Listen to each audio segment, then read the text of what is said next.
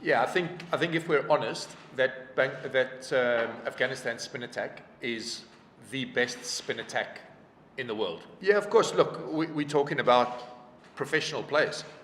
You know, these guys are very, very professional in the way they go about their business. So, you know, it doesn't take a lot of boosting from us because they are always ready. You know, this is a fantastic, fantastic group of players. Yeah, I think if we're honest, that Afghanistan spin attack is the best spin attack in the world.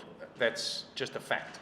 You know, you've got three guys there that have played a lot of white ball cricket, and that's a lot of white ball cricket all the way around the world.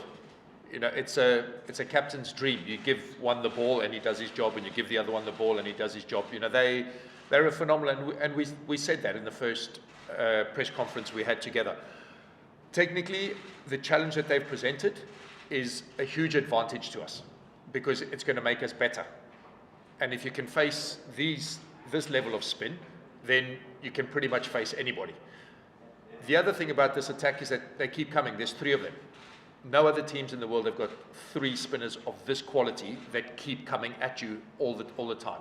So for our preparation, I think this has been very, very beneficial. You know, to look at that team and say they rank below us, yes, they are. But when you look at the quality of what they present, you know, I think two of those three are top 10 in the world, top 3 in the world. So we are looking at it with a very, very positive outlook. Yeah, I think there's always going to be progress, but under pressure, you will always revert to type. These things take time.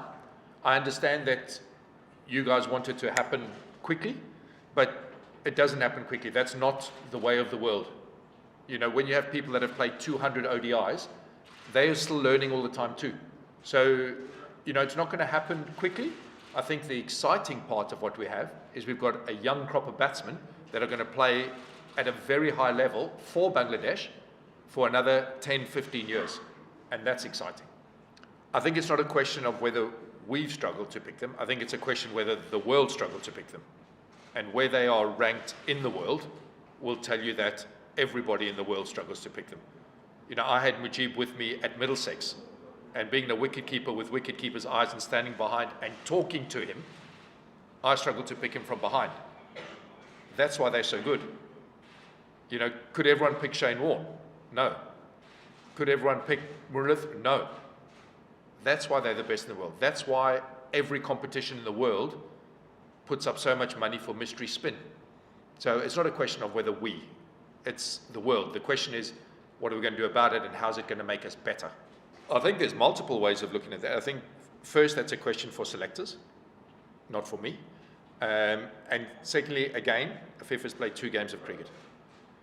You know, I think if we're going to keep chopping and changing all the time, then players are always going to feel under pressure. You have to show faith in players. So whether that number 7 spot's also going to be hugely dependent on the balance of the team that we put out against different opposition.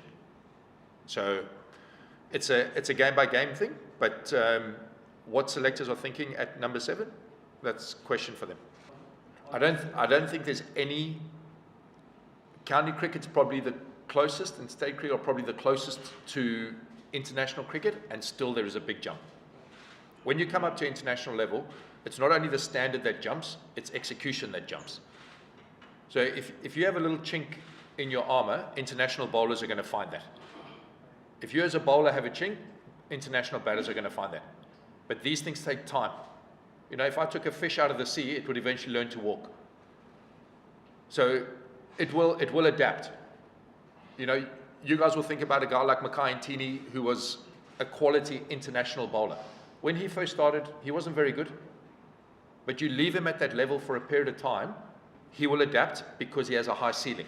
These guys have all got very, very high ceilings. That's why we show faith in them.